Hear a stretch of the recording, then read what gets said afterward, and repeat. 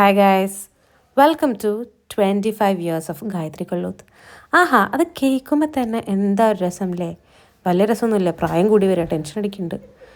അങ്ങനെ 2001 ജനുവരി 15 ഒരു തിങ്കളാഴ്ച ഹർത്താൽ ദിവസം രാവിലെ വീട്ടുകാർക്ക് വളരെ അൺഎക്സ്പെക്റ്റഡ് ആയിട്ടാണ് ഒരു പെൺകുഞ്ഞ് പറക്കുന്നത്. അങ്ങനെ പറയാൻ പറ്റില്ല. ഡ്യൂ ഡേറ്റ് 2 മാസം കഴിഞ്ഞിട്ടാണെങ്കിലും ചെക്കപ്പിന് പോയ അമ്മയ്ക്ക് BP ഹൈ ഓർലോ എന്തോ ആയതുകൊണ്ട് വേഗം വന്ന് പ്രസവിച്ച മോളെന്നും പറഞ്ഞ് അമ്മൻ അവിടെ കിടത്തി സിസേറിയൻ ചെയ്തു. അങ്ങനെ പണ്ടേ എടുത്തുചാട്ടം കൂടുതലായതുകൊണ്ട് നേരത്തെ കാലത്തെ ഞാനിങ്ങ് പോന്നു.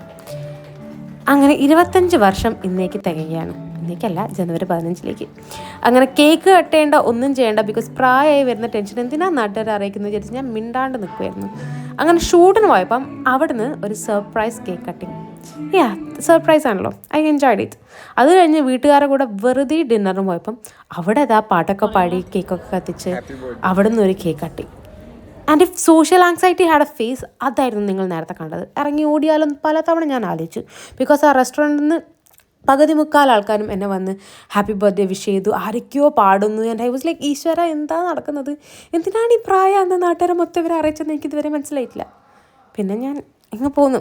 അത് കഴിഞ്ഞ് നമ്മൾ ഡിന്നറൊക്കെ കഴിച്ച് കുറച്ച് നേരം ബീച്ചിലൊക്കെ ഇരുന്ന് കുറച്ച് സമാധാനപരമായി എൻ്റെ ബർത്ത്ഡേ ഞാനിവിടെ സെലിബ്രേറ്റ് ചെയ്തിട്ടുണ്ട്.